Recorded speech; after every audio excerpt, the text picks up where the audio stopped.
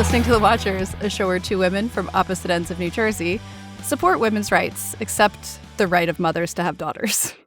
I know we joke sometimes about this show wanting us in particular to be happy, but have you ever felt more seen? More seen? Shug saying it should be illegal for mothers to have daughters? I don't think I've ever felt more seen. It was beautiful. I needed to hear it. It was beautiful. Yeah. Yeah. You are Andrea. That's true. Allegedly, as far as we know. And also, yes. as far as we know, Jodie. You're Jodie. Yes. And we are going to talk about episodes 4 through 6 of the final season of The Bear. I think this is the ramp up. I think 8 and 9 are probably my favorite of the 9. 7 and 8. I think 7 and 8 are probably my favorite of the, I almost said of the 9, of the 8. Yeah. But there's some stuff in these 3 that I just absolutely love. Yeah, there's some really great nuggets, moments. Mm-hmm. I have even more trouble with these 3 episodes keeping them apart. It feels just like one long episode. But you're right. There's some really great moments in the midst of it. But I think 7 is by far my favorite episode, and I can't wait to get to it. We are, like we said last time, not going to spoil 7 and 8 in this in case you are actually watching television like a normal Pacing person yourself, and not binging 8 episodes all at once. Although you are almost 2 weeks out now because of the way we're recording. Yeah. If good for you if you haven't made it through all 8. I would love to have that kind of impulse control, but I'm going to guess lots of you have. Yeah, absolutely. So episode 4 covers from just after Ted comes through the roof and we're trying to get it all together, and then through the start of service. That's right. So Sydney's it's a big transition. Big speech. Yeah. Yeah. There's a lot in this little bit. Ted coming through the roof. I want to talk. I think you and I will probably have a lot to say about Carmy and Richie's conversation at the top, which comes actually right before we check in with Ted. So I would just like to talk through those last couple of minutes with Ted because it's so funny. He falls through, and we talked last week about him with the I need my brother, and then it's in this half. This is the thing too of it being difficult to keep track. I cut it out last week, but you and I thought this part happened in episode 3 because it makes sense. But it is just they really are pulling you through these episodes. Well, and the pace of the season is such that they're cutting back and forth between these scenes so quickly that it's not like episode 4 is the one where we stay in this area the most, and then episode 5 we're going to be focusing on this thing. There's not even that. It's literally every single episode is jumping from the basement to the kitchen to the roof to the outside. It's so fast. And it's smart because I love how focused in location and in character and all that this season is, but I can imagine that it could drag if you weren't really thoughtful about that kind of thing. It's a little I don't know if they did, but it's hard not to think about this the way we have talked about the pit, where it's if you move, and then in the moments where you do slow down, it really matters, like the extended talk with Carmy and Richie. So Ted absolutely. is stuck in the roof. He's like a reverse Winnie the Pooh for a little while, and when they check in on him and he says, Ted, mostly you okay, honey? Mostly I'm just sad.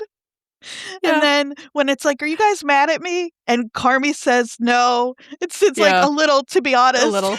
And then Luca's pastry's mad.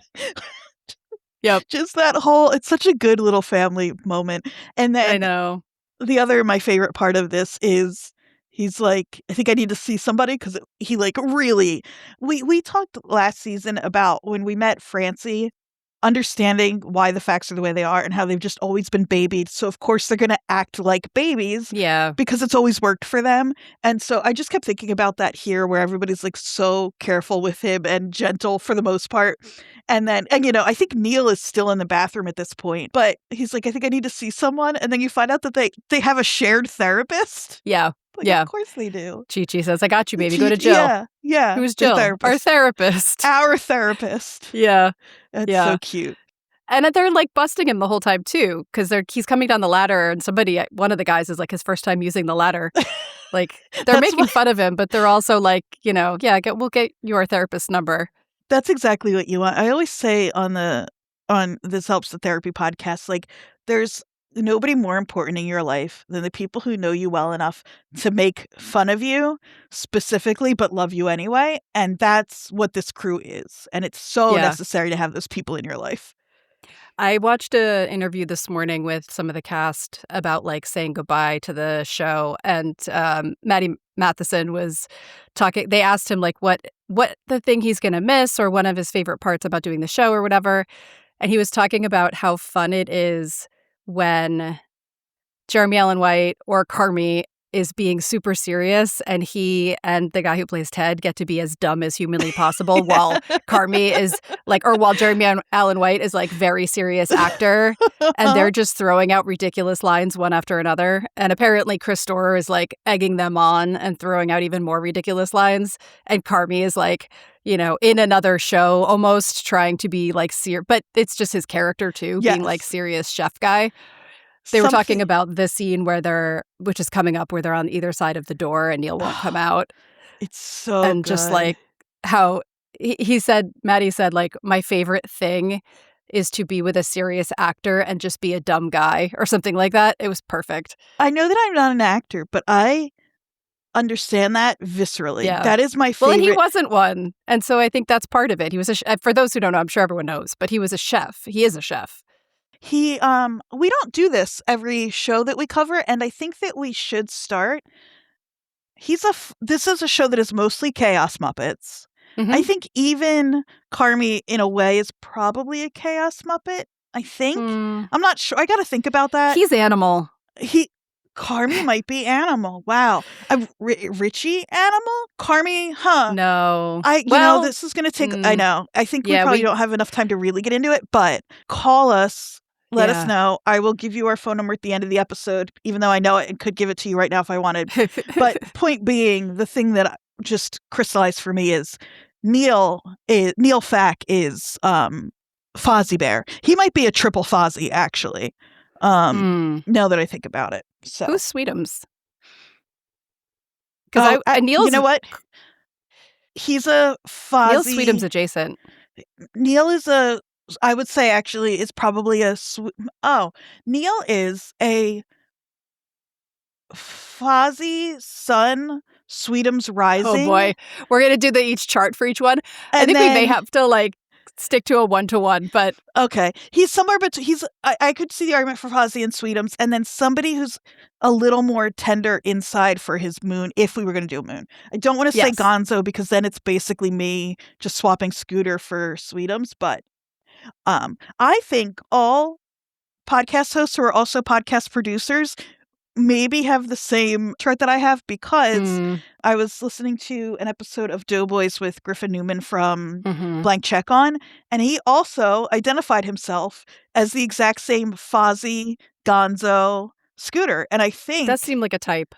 Yeah, he identified it as id, ego, superego, which totally makes sense to look at it that way too. And so if you're not an astrology girly, that might be a more helpful lens for you. But either way, we can move on from the Muppets now. But let us know what you think. It'll come back around. Yes. So should we talk about the Carmy Richie conversation outside? Is this if you had to? I just came from therapy, listeners, so I'm feeling really connected and kind of locked in right now. One feeling for this scene, if you had to name it. Oh God, like clear. Yes, I was going to say peace, clear. Yeah. Yes. Like they're being honest with each other in a way that is not like. We both need therapists, because I got to tell you something. Clear and whatever I just said, peace. Those aren't feelings. No, but that's okay. Yeah. What are feelings? Where do you feel that in your body? I don't. I'm a floating head. We're not as evolved as the facts. Sorry. No, God, no. But I felt like this conversation was the things that they had been sort of needing to say to each other calmly for a long time, and they'd only been able to dance around it and yell at each other before. Yes. And like, this is so much has happened. There's so much water under the bridge. There's been so much yelling that now they're at the point where they've both kind of evolved enough. They're not evolved totally, obviously, but they've evolved enough that they can calmly talk about, like Richie can say to him, "You're not a good team player," without it being like, "I want to murder you now." Like, well, it's just very factual.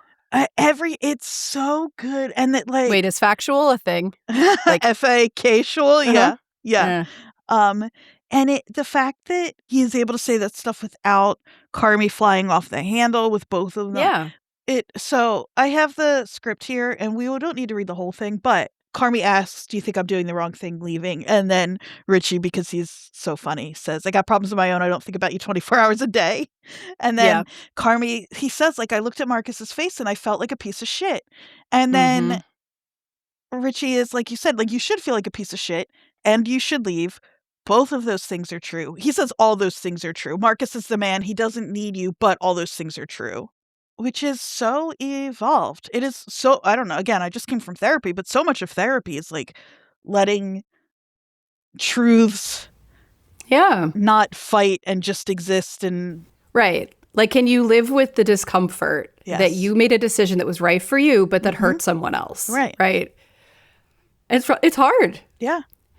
But I also like the fact that, so there's conversation starts by being about Carmy and about his decision and how he is not a team player. He thinks he wants to just now be a prep cook again and cut onions. And Richie's like disabusing him of that notion immediately. I love how quickly Richie's like, "That sounds fucking awful." That's such it is so good to have, again, that person in your life who could just be like, "You fucking stupid. Don't do that. You'll hate it and you'll make everybody else miserable too." And he says it in such a concise way because he's not saying like, "That sounds miserable because you don't want to chop onions all day." What he is saying is like, you want to do that so you don't have to think. And not thinking about yourself and not thinking about stuff is kind of how you got here. Yes. I know all I do is talk about how much I love Richie, but it's just like, because he says like, not thinking about yourself all the time, that's a good thing, but not thinking about anything is fucking depressing. And then that's when he says what I think you're going to say. You know, it starts out being a conversation about Carmy's decision and his like momentary regrets, and Richie being like, "No, actually, like, you have to get out of here." But then when he's talking about how he's not a great teammate and all of that, he says, "Just be a team player, you know, be a fucking human being. Ask someone how they're doing. Tell them they're nice. I don't know." And it's like so fucking simple. Yes. But you realize that this conversation, we see it reverberate throughout the next couple of episodes. And it's literally like, it takes so much for Carmy to pull his head out of his ass and ask someone else how they're doing. And the fact that he does it right here is so funny because it's like, it pays off immediately. Yes. He's like, "That makes sense. Pause. How are you doing?" Like, "This is what you told me to say." And Richie answers honestly. "Yeah, I'm struggling."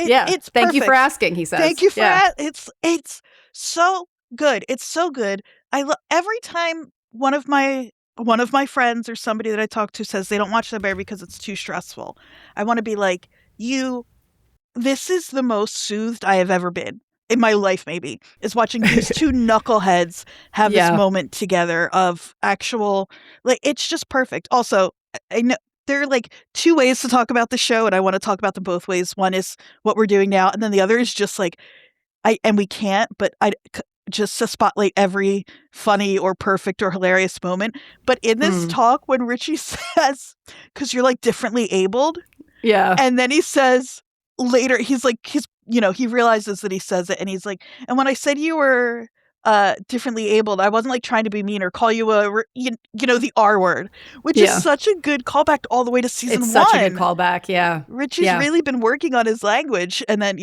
so I just thought that was so funny, but also smart and aware of what the show has been. Well, and it's like, it's so fucking simple, but the fact that these two people who are basically brothers, like, this is one of those like men would rather start a podcast than go to therapy. Like, they cannot have a normal, honest conversation about their feelings unless it's a huge struggle. And like, this is the first moment where it's like, Richie's like, "Hey, you never talk about shit. You should ask people how they're doing." And he's like, "How are you doing?" And he's like, "Actually, not so great. This happened and I'm worried about this thing." And then Carmy comes back and is like, "Actually, here's a bit of advice on that." and they have a nice moment where they talk about Mikey for a minute, and it goes on. Yeah, that's huge too. They never would have gotten to that. And I think that's a healing moment for both of them, because one of the things that you and I talked about, especially with Gary, is like how much of Richie and Carmen's tension is wrapped up in Mikey. Almost all of it, feels like. Exactly. And then just this little conversation here, he's like, I was thinking about Mikey the time I slapped the shit out of him. And then Carmy's like, he had it coming, which is validating. But then Richie gets to say, yeah, he did, but I wish it hadn't been me, because that sucks. And then Carmy is then able to say, like, I'm glad it was you. And it's an echo back to the clarity they came to at the end of season 4, where they both talked about how they were kind of like jealous of the other one and was worried that the other one was mad at them for the way that they handled Mikey. And like, so it's just this like reminder to them and to us that like, if you actually clear the air about that stuff with somebody, like, then you can go on to have these further, like, more lighthearted, but like really almost like closure type conversations about it. Yeah. All of that wrapped up in this little 1 minute back of the restaurant scene. It's just so. It was one of my favorite scenes especially from these three, but absolutely. For sure. Yeah. And I think it's really, so when I say that this reverberates, literally right after this, we go back to Ted in the ceiling. But then right after that, Carmy goes and checks on Sugar and asks how she's doing. Like, literally, he's like, I got a new instruction. Wait, I'm going to go do this. Like, this is my new task. I'm going to go ask the question, how are people doing? The very differently abled part of him is like, oh, a clear direction. Yeah. Here I go. Yeah, and it's great, and it works so well. It works. Yeah, he walks into the office, says, just checking on you, you need anything? And she's like, for a minute, like, thrown off. Mm-hmm. But this is where they have that conversation about her listening to Donna on the earbud, and he offers to do the one thing that is actually going to take away the most stress from her, which is like, there's so much wrapped up. Like, I almost can't objectively talk about this because there's so much wrapped up in her listening for her to do something fucked up. The fact that she says it's a compulsion, and both of them identify it. You almost want her to prove you right. Yeah. And so he takes away the one thing from her that is the most emotionally draining, so she can go do her job, which is the thing that she is good at and doesn't want to give up. The ghost is here. Hello, ghost. But yeah, so he takes the earbud from her. It's like, it's fun because it's like, oh, look, he got his instructions. Now he's going to go fulfill those instructions. But it is like a reminder that these two are siblings, because he knows the one thing that is stressing her out the most is listening to her mom and her daughter. That's right. Yeah. And then that Sugar does the impression of Dee Dee. Oh my God. It's good too. Yeah. It's a callback for us to Fishes, but you know she said that. That's not like they've heard that a million times. And just the way it. Well, it's a reminder of who she actually is in her background too. Yes. Because that's Abby Elliott. Mm-hmm. Yeah, that's and that true. Is the daughter of Chris Elliott, like, and just a very comedic family line. Yes, yeah. And before The Bear, Abby Elliott was known more as like a comedian and an impersonator. Mm-hmm. Yeah. So, and she was on SNL, for those who don't know, like, and she does impressions. And so her Jamie Lee Curtis as Donna was spot on. And it's so this kind of family of like, that is dark. That is a dark joke. And this was where like, I'm never going to forget the daughter. It should be illegal for a mother to have a daughter. They shouldn't let it happen. It's almost like I heard her say it before she said it because it came from inside me. They shouldn't let it happen. It's like it's an accident that this happens, that mothers are allowed to have daughters. Yeah, like somebody should take control of this situation. Exactly. But the other thing that happens in this interaction between the two of them is she says out loud, like, I hated this place and now it's my favorite thing. So just so that we know, because Sugar is stressed out a lot. She's dealing with all the behind the scenes stuff. We often see her looking at bills and numbers and on phone calls and upset. But it's just a reminder that, like, this place has changed for her too. Right, exactly. And she's also not ready to let it go. And then we get to, like you said, this conversation between Richie and... It's Richie, Sid, and Carmy. It's one of the... So there's a number of scenes throughout this season, but also in these 3 episodes where like a grouping comes together to discuss how the fuck they're going to handle everything. Yes, yeah. And this is when they're talking about the overbooking and reservations. And this is such a funny back and forth because like Carmy's trying to be supportive of both of them and doing a bad job in both cases. Right, but at least he's trying. You really got to give him that. Like, yeah. He's really trying. He's like, let's just fucking drill this shit. And Sydney goes, oh. And then Carmy says, fuck yeah. And he says, thank you. No. Wait, what? Like, it's just like he's trying to do what he thinks is right, and it's just not right in any case. Yeah, they're way overbooked. Spoons are missing. Like, they're really trying to hammer out how to do it. Richie thinks they're going to get through it with grace and determination. Which is beautiful. And I mean, grace is never a thing I have ascribed to this kitchen. Yes. I will say that Iowa Debris' line delivery is always just slightly left of center in a way that's beautifully like realistic and funny. Totally. The way that she says, because we don't have enough food, and after that we have like 1 working sink in the locker room, and after that there's like 4 plates to wash, barely, no spoons. Where are the spoons? And after that, like she just like is having an internal narrative that she's saying out loud. It's so funny. There are 2 moments this season, I caught 2 anyway, where it seems like the actor stumbles over a line and they leave it in and it feels so real. One is in the first 3, it's Richie, and I forget exactly what he says. I wish I'd marked it, but it comes up again with, it's Sydney in the first 3 when they're standing around the pipes, and I forget exactly what it is, but then Richie does it later in this batch where he tries to say light a fire under, and he says funder, fire under, and corrects, and they leave them in. I'm just connecting because you said feels really like real and realistic. Those little moments do it too, and I just love that this show lets that stuff happen. And then he also says things like, I once walked in here and I saw a turtle and a cat sharing a pop in the back booth. What? And then they just just goes on. I like that. I like that positivity. Yes. What do you mean, Carmy? You like that? Positive. I mean, sure. What do you mean? A cat and a turtle sharing a pop. Mm-hmm. Do you think it was back booth. 2 furries? Maybe.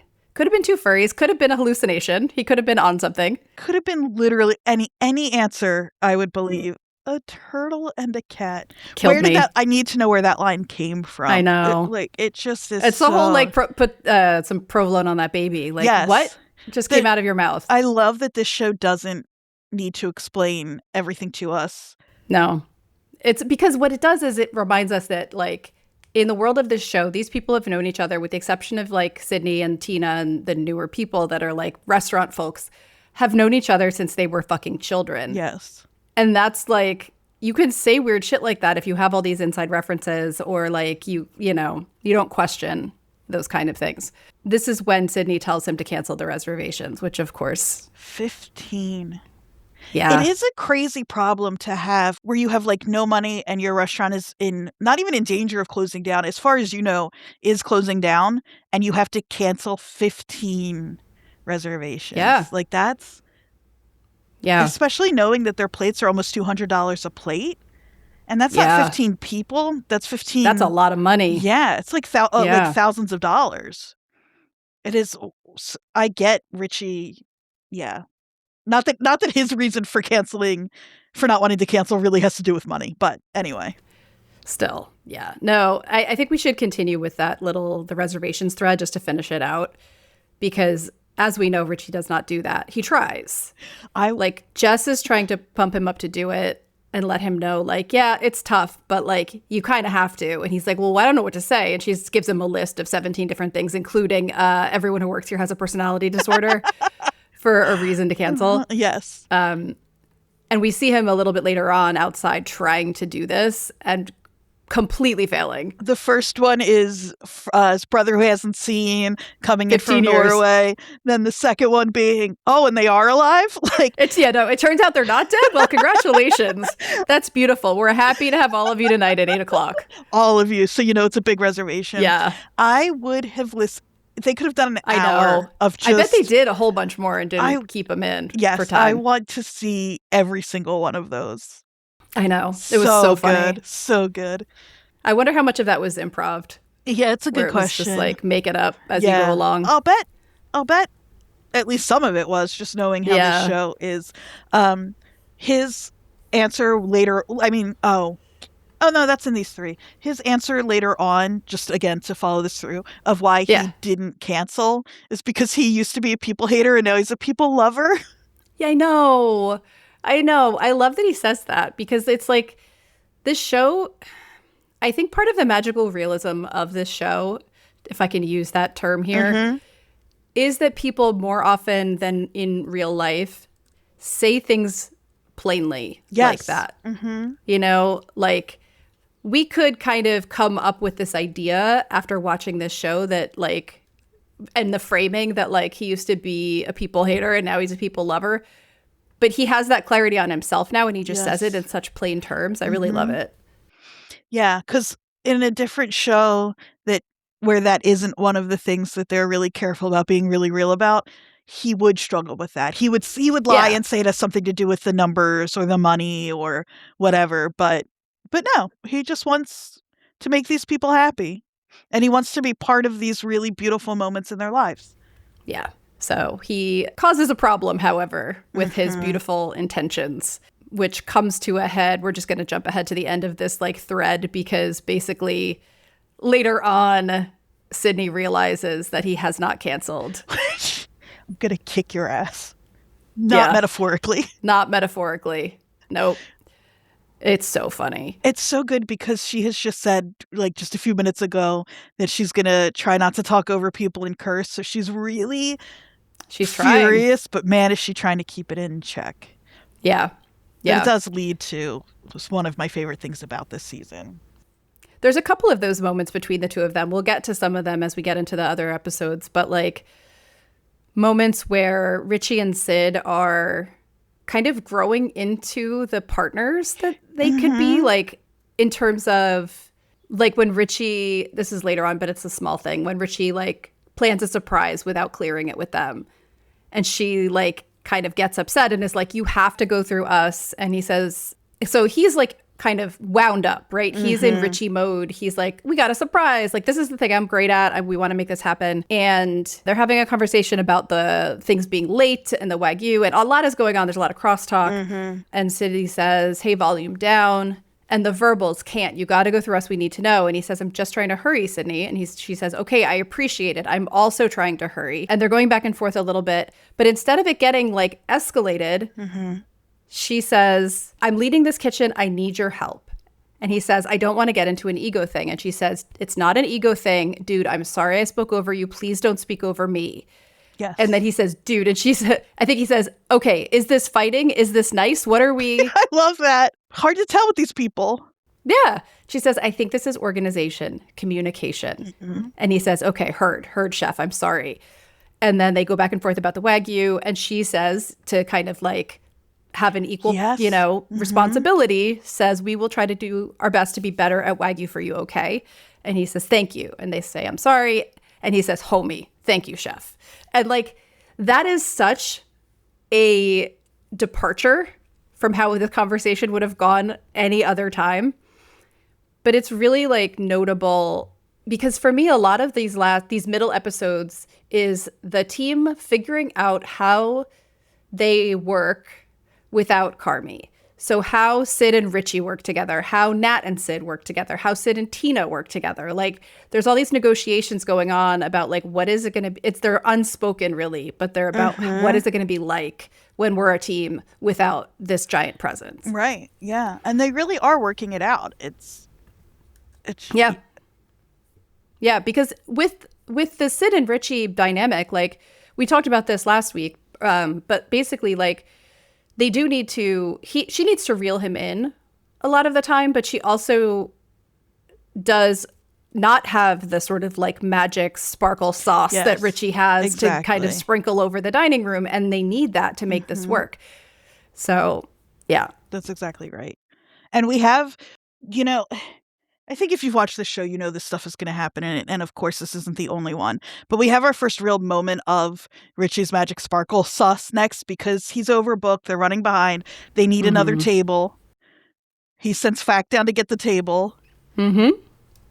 And that little moment where Garrett coordinates. I loved it. What are we going to do about this? We're going to create a table. How? Magic baby. I'm getting dusted right now. Go downstairs, get the card table, bring it upstairs. There is a lot more Richie Sparkle magic to talk about. There's a part of me that wants to. So, okay, I know we're running through 4 through 6, and then next week we're going to talk 7 and 8. All of the magic in the dining room, though, that does feel like all of a piece. I almost think we can talk about the dining room more in depth next week because it does all feed into each other. And it's not until we really, really focus up on the dining room in 7 and 8 because it's at the end of 6 when we learn Starman, the Michelin star person they've been waiting for, is coming. So these 6 episodes are really leading up to, we are overbooked. It is what we think is maybe our last night. And Starman is here. And we're trying to figure out this air shit, which gets settled by the end. Yeah. And they're kind of like walking a tightrope throughout these 3. And it's like, are they going to make it through the night, this shift, this service?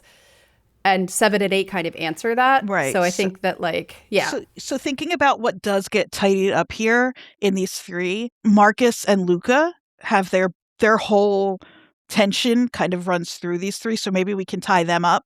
Definitely. Marcus needs to. I get it. You said last week he's so triggered right now. His dad's coming in. His actual father figure, Carmy, is leaving him, and Luca, who's so close enough that secret boyfriend. Secret boyfriend Luca, there's a vibe. He brought him breakfast this morning. So of course he is like so activated and so that like, and even the way he treats, because so they figure out they need to really bring this dessert thing home.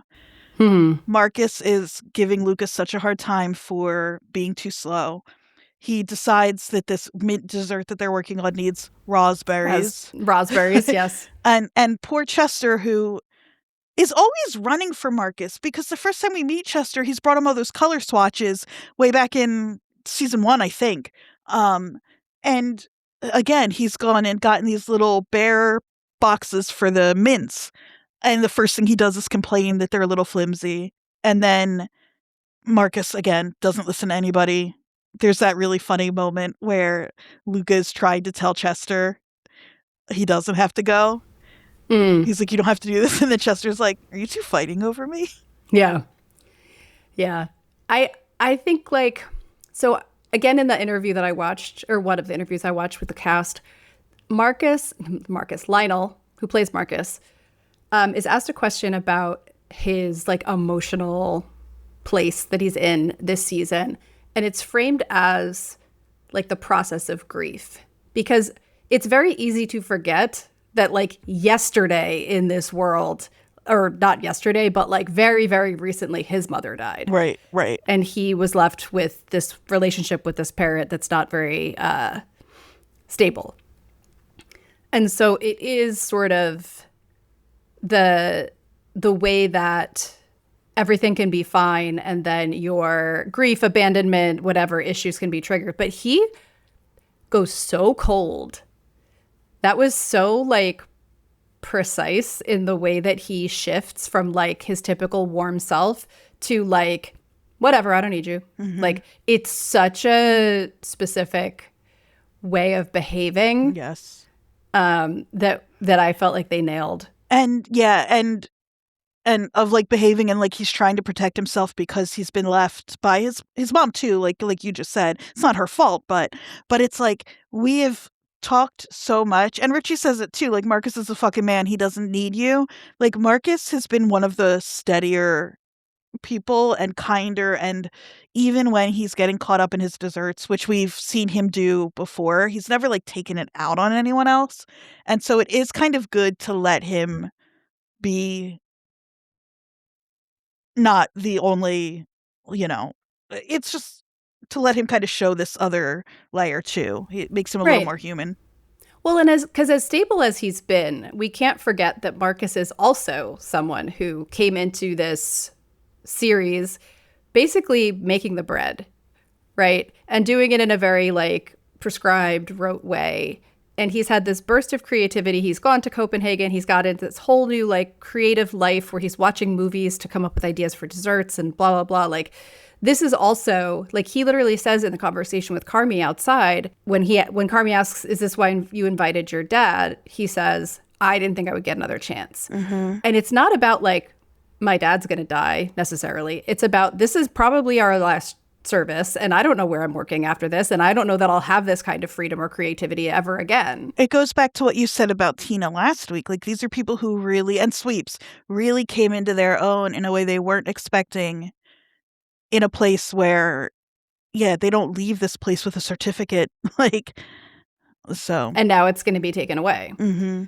He also, the way that he frames, the way Marcus frames the situation in that conversation with Carmy, because Carmy says, you know, are you all right?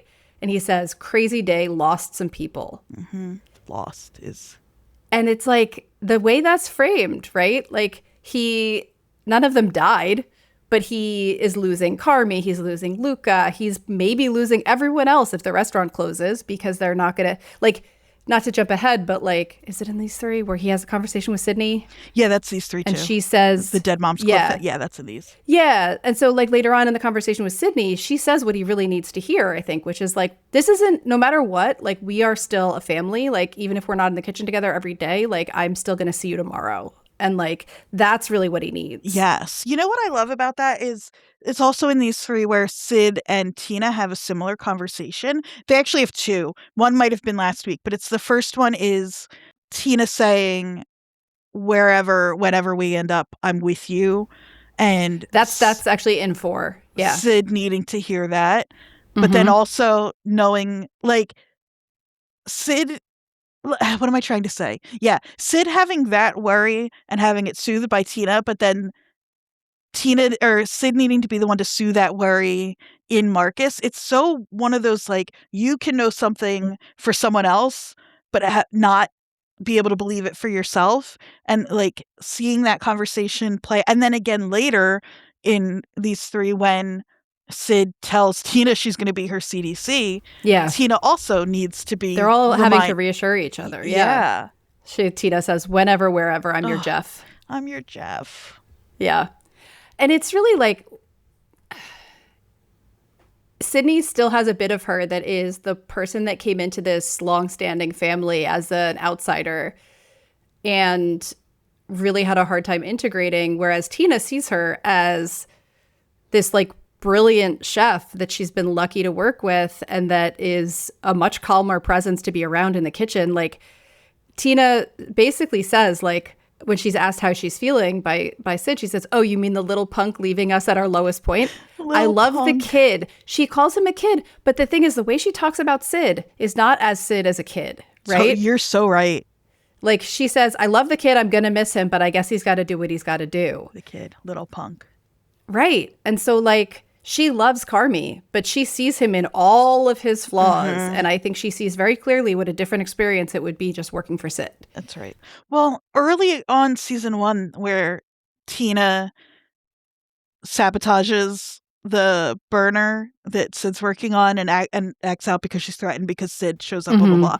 And then they have that moment where Sid tells her mashed potatoes are good. And it really, like, in that moment, you see Tina being like, oh, like this can be collaborative and we don't all have to beat each other's throats. And I think like from that moment on, it really is her looking to Sid as the sort of, like backbone almost of this place quickly. And teacher, right? Because like she shows her the Brussels sprouts and that's like such a lovely moment of like when they do the family meal, she has Tina make the Brussels sprouts and she makes the Coke ribs or whatever. And as soon as they compliment the meal, when they're all sitting down together, Sid says, Tina made the Brussels. I know. Like, so there's that, like, this is what I mean about as these 3 episodes go by, you're seeing how this team will work without Carmy because the show has led us to believe and Carmy has led us to believe that he is the place, the thing, all of it, right? And he's not. He's put this all together. He can now leave. Right. Like these people are they all have their role now. They all know how to work with each other.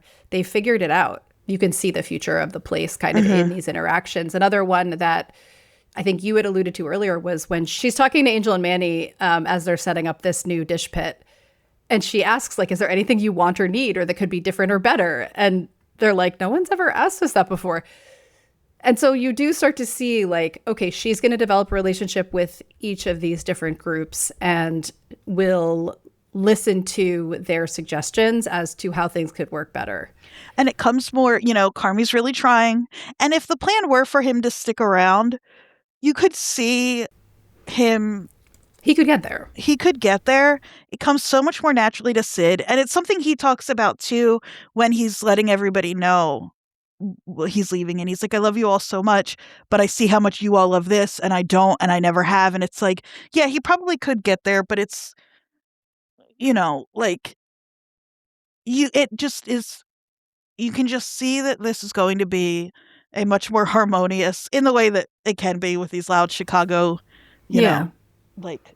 Yeah, I mean, I don't think either of us is saying that, like, oh, everything's going to be perfect now. But if they have a chance at success, everything has to go right in the way that, it has happened in brief bursts of, like, magic here and there. And it cannot do that if all the parts aren't working smoothly together. Right. But just to wrap up Marcus and Luca, Tina is strong. Tina's strong. It finally comes to an actual fight. And I don't even quite know how this happens. It's when everything is going on all at once. And, like, I think Luca has been called in to manage the kitchen squatters. I love the kitchen squatters. I know I said we'll talk about all the kitchen magic stuff next week, but I just want to mark, I'm not saying I don't want to skip them here but marked, we see them perfect. I think it's so funny. Yes, Luca's been called in. Marcus is feeling abandoned again. Yeah. And I think he basically says something about him slacking, about Luca slacking. And they start to really get into it in front of everyone. The dining room can hear it. Like, it's really, really rough. And it comes after an earlier conversation where Marcus is trying to rush Luca along with the prep. And he says, like, I'm just saying during service, you're going to get lifted off this table and I'm going to just be here alone. So I want to get ahead. And so, like, to Marcus in this moment, like, he has communicated his needs and they have been ignored. And he is now going to act out. Yep. And there's also poor Carmy catches such a stray in this because he says, run your fucking ass back to Copenhagen gladly.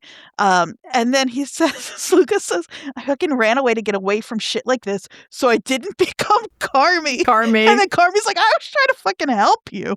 What the hell did I do? No, I think, one of the things when we say that Carmy is a bit lighter, now that he has decided to leave, he can take strays. Yeah, he really and is. And they're throwing more at him because they're like, well, yeah, you're leaving. Fuck you. Yeah. And then Richie runs in because some people just smell conflict and can't help but run to him. He's like, someone swing on someone's ass. Yeah. It gets diffused pretty quickly, mostly by the women being like, hey, guys, because Tina's strong. On. That's when Sid and Marcus have their talk. Because Marcus like, I shouldn't have done that to you. Sid's like, you didn't do it to me. You did it to everybody in there and yourself. We don't have time for this today, Marcus. And then she says, the secretary of the Dead Moms Club cannot act this way. Right. Which is another, like, reminder that A, he's grieving, and B, they have bonded over this before. Yes, exactly. And she can talk to him like that. And it's interesting to see the difference between her conversation with him that has that more personal level and his conversation with Carmy, which is more like mentor-mentee. Yes. Yep. So... and she says, for what it's worth, I think your mom will be incredibly proud of you, which is really lovely. She sends him back to his station. And then she does this scream by herself. I know. That is so good. Maybe we follow that actually because Carmy, she does the scream. Carmy comes out to check on her. You made me think of this when you said that he seems lighter. And he's like, I thought I heard someone scream out here. And she's like, I should have let that out 5 hours ago. And Carmy says like, yeah, I would have screamed at everybody inside. Like you were just talking about their differences and, and the fact that even Carmy can recognize that. But then she says like, so everybody heard me screaming there. And his little face, the two of them, I love when they get to be like good to each other in that way. Like homies. Yeah. And his little face, it's the Jeremy Allen White can smile with his eyes thing. We just don't get to see him do it that often because usually his eyes are so sad. But he has just such a sweet, tender look on his face. He's like, they heard you in Michigan. And I like when they get to be light and sweet with each other and not kiss. Yes. You idiots. That is very important. Yes. Sorry, I didn't mean you idiots. But kind of. There are two things Sid does there that are really like relatable because she says, I try to scream alone, and I like her being aware of that. The thing she says is like, she's like, I'm really frustrated, and it's frustrating to feel this way of like looking at like watching yourself react in a situation in a way that you don't want to, and that makes it that much more difficult. It's such a like, again, just like self-aware moment for Sid and for the show. And I don't know, just like watching her up against Carmy, who is not often thinking about, at least he's trying to now, but how he is feeling and responding in these moments. It just feels like a very like revealing moment. We don't often get to hear how Sid's feeling internally because she's so often dealing with everybody else's feelings. That's a good point. Yeah. I mean, like, we got some of that last season with her and her dad. We got more focus on, like, Sid's personal feelings about everything. But, yeah, this is definitely a moment for her to just be like, this is my experience of what the fuck is happening right now. Yeah, exactly. But Marcus and Luca kind of... I like how quickly this gets diffused because it's already built up for longer than I wanted it to, just because I don't like seeing Marcus be mean to people. But they both apologize. And Marcus takes responsibility because Luca apologizes. He's like, no. That was all me. Like, you've been catching strays all day. He's right. And he's right. Yes.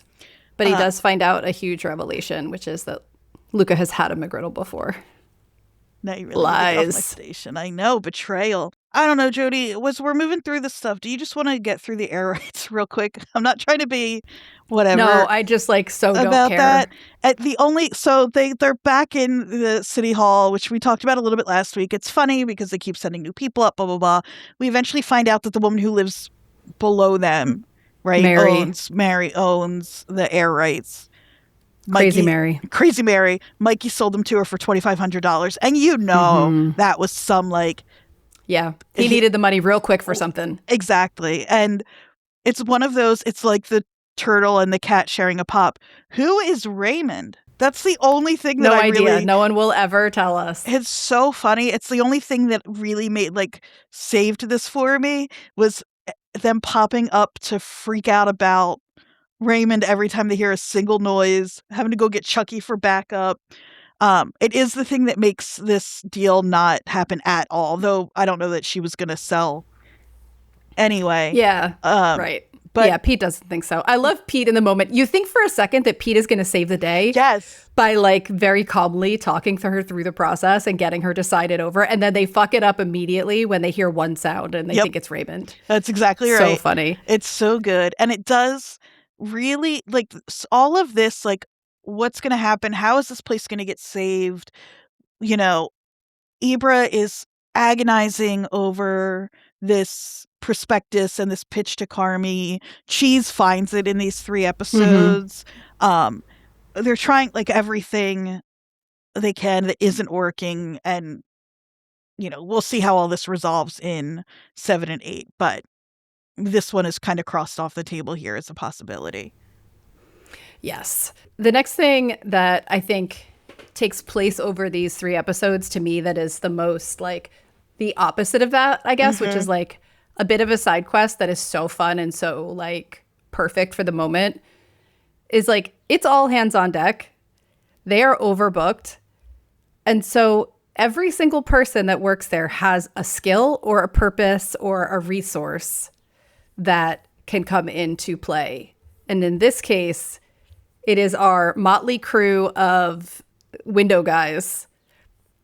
And the party they decide, or they're told that they should throw out in the patio so they can move people off the tables quicker and have their desserts outside, entertain people as they wait. This is like, the bear is fine dining, and then also the thing that really makes it is the scrappiness. It's the fact that, like, when people come in, Richie will be like, "You beautiful motherfuckers." Like, people love that. And that's this. It's kind of a throwback to the snow stuff from last season, where they will just like, or even earlier, when they blew a gasket or whatever back in season 1, and then they had to move everything outside. Yeah, and do like a barbecue, basically. Exactly. This is like it really pulled together. Yeah, it's really fun to spend, like, not just to spend time with that crew, because I didn't want to lose them entirely just because we're only in the kitchen part of for this season. But it's like, it really is though, like, everyone has a part to play. And like, they are going to be the savior of this place to begin with the expansion of the beef. But they are also saving this whole evening because they're a good fucking time. That's right. Which we've been calling since last season. Them with their heads together. Oh my God. This is what I wanted to talk about. This is one of my favorite like sections of dialogue. It's again, so beautiful. An hour of this I could have listened to. Yes. This whole thing starts because Pete has been put on both trash duty and weather duty. He's got to take the trash out. And he's got to tell Richie when it stops raining. He's got that going for him. Yeah. He says, guess what? And Richie says, I love you, Pete. And Pete's like, oh, I've wanted to hear that. Yeah. But Richie tells them, says, Garrett, you go outside, you take Chi-Chi and Chucky, you drive that patio, you make it nice and you make it warm. Get one of those empty garbage cans, you fill it up with ice, you pull all that free beer, put all that free beer inside the ice. You're going to throw a party, no fucking Coke. I mean it. Ted's going to help you. And so they put their heads together, like you said, and they talk about what they've got. What do we have laying around? What do we got laying around, Jodie? Ted says, we've got batteries. Magnets. 2 joints in the glove box. A big fucking speaker. Pencils. I got pretzels. I got a porcelain doll. I got 3 boxes of Advil. Roman candles. This is my favorite. Loose pills. I have cocaine. No cocaine. Remember what happened last time. I do remember what happened. We're not doing that. 3 piñatas. Stuffed or not stuffed? I think they're stuffed. What do we break them with? I have a fucking bat in my car. We got bats. Wait, this is my favorite. I have 1,000 bags of chips. That's actually helpful. 1,000 bags of chips. You didn't want to start with that? So good. God, I just want it. Again, I know. They could have gone on forever. They could have done 2 episodes. One of just Richie canceling reservations. Yeah, failing to cancel reservations, and this crew naming shit they've got.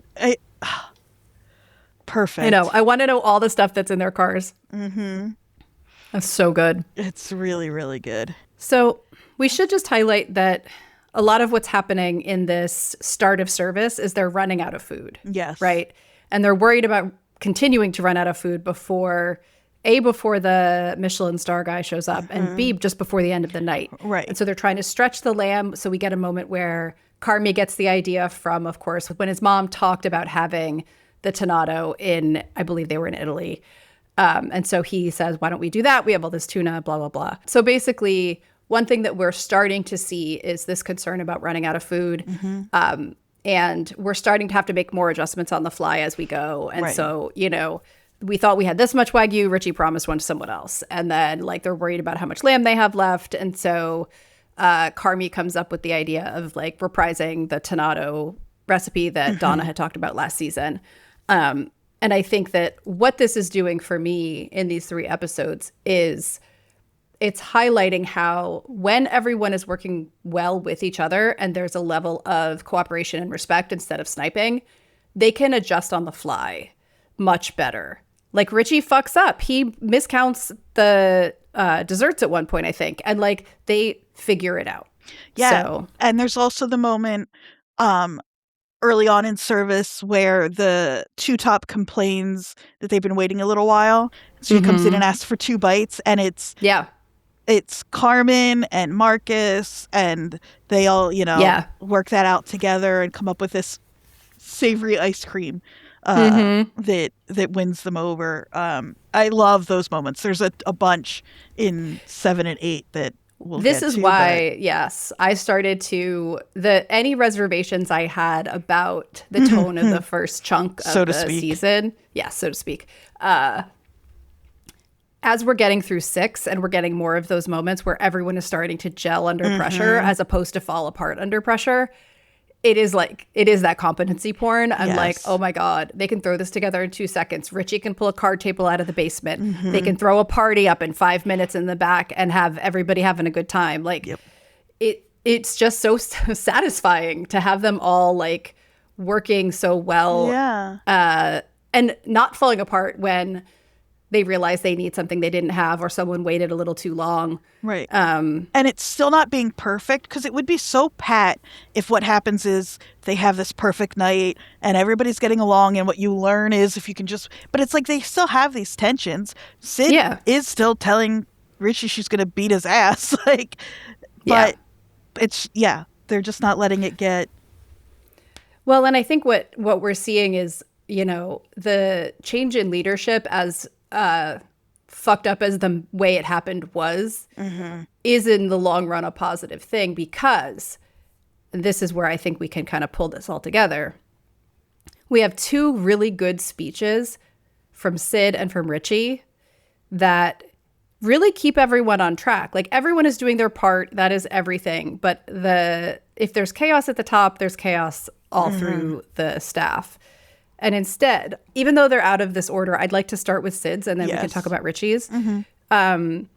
Because right before things get going with service, we have 2, like I said, we have 2 speeches. But one of the things that I loved is Sydney had tried to give a pep talk earlier in episode 3 when Ted falls through the ceiling. She's trying to give a pep talk, and it's very halting, and it's like mostly about enthusiasm. This is Sydney completely understanding what needs to happen and communicating it very clearly. She says, it's out there, it is probably going to get loud and messy, but in here, I want it to be clean and quiet. We're going to transition quickly from table to table and from set to set. I want us to support Manny and Angel by setting those plates down gently. Every second counts. Our game has to be the tightest it's ever been, or we are not going to make it bears. I want us to have each other's backs and speak to each other cleanly, clearly, kindly, and watching our language.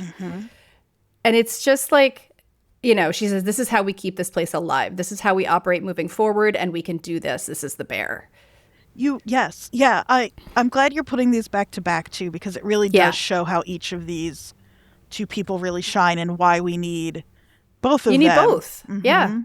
Yeah, because you need the specific instruction. Yes, you need the specific instruction, the organization, the sort of bird's eye view that Tina's creating on the board that Richie has, but is a scribbled mess, a nightmare of probably success. The path to success. It's what I know your desktop looks like. Should I show you? No, please don't. You don't want to see it. I don't need it right now. But it's chaos that makes sense to him, but not to anyone else. Right. And she has to translate it, or Tina has to translate it. But then when you need an emotional, raw, let's fucking go pep talk, you need Richie. Right. And you need Richie to believe in himself, because he starts, and it's happened a couple of times, even last season. Yeah. He's just so bad. He's always looking for the perfect quote. Yeah, exactly. Which that part I really do understand. But he finally... And the dictionary definition of... Exactly. Yeah. But he says,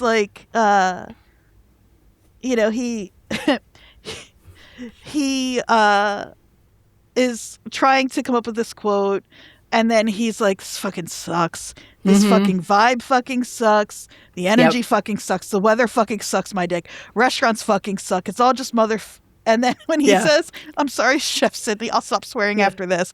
And and that's when he says, I want to light a fire under your ass, my ass. And then, he tells everybody I'm not sleeping. I'm doing all this research to make things perfect. And then he talks about the one perfect restaurant. Yep. Which is the heart of the bear, the heart of the beef, the heart of this family. Yeah. Yeah, he says it was a restaurant that served meatballs and like 2-day-old lasagna and cold cuts and whatever else was fucking left in the fridge. Whatever was fucking left in the fridge. Yeah. Remember that. Yes. Yep. Right? Yep.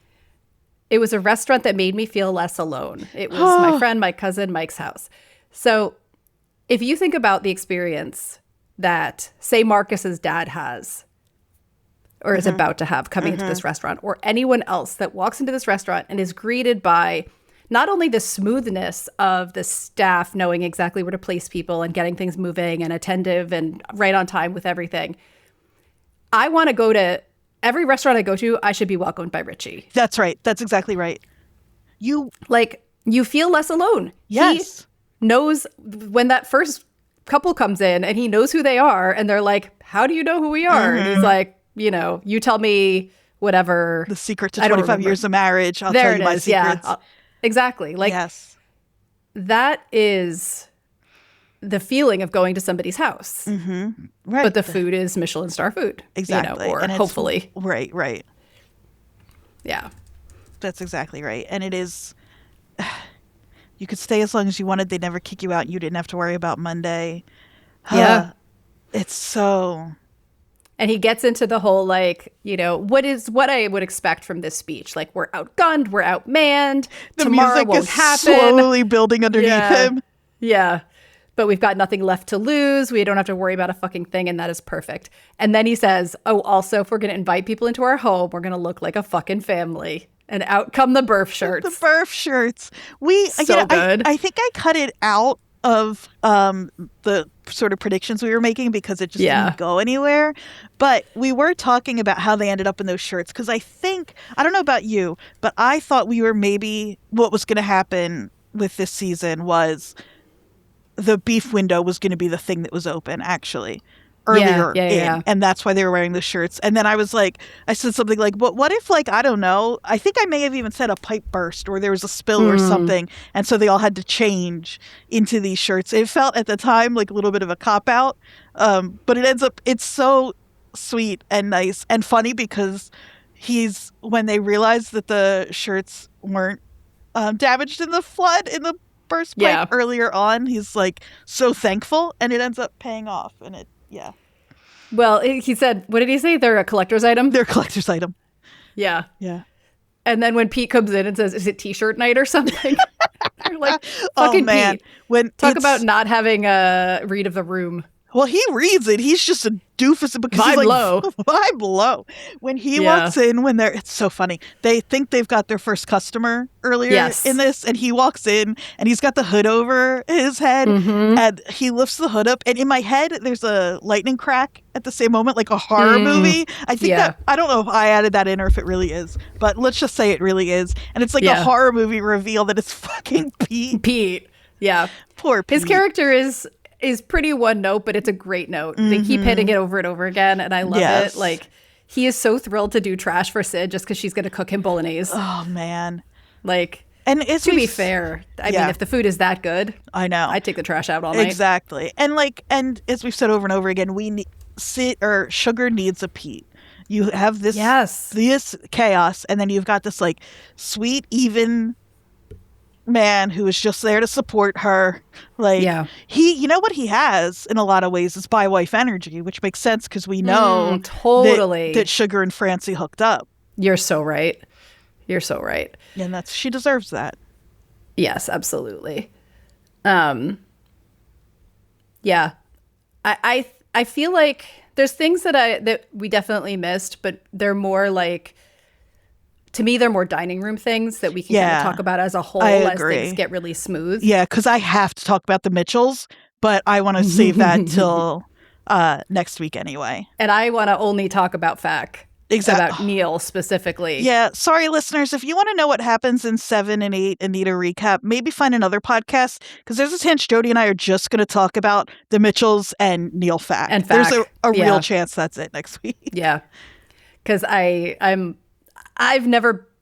remember when I was this satisfied in somebody's turnaround. I know.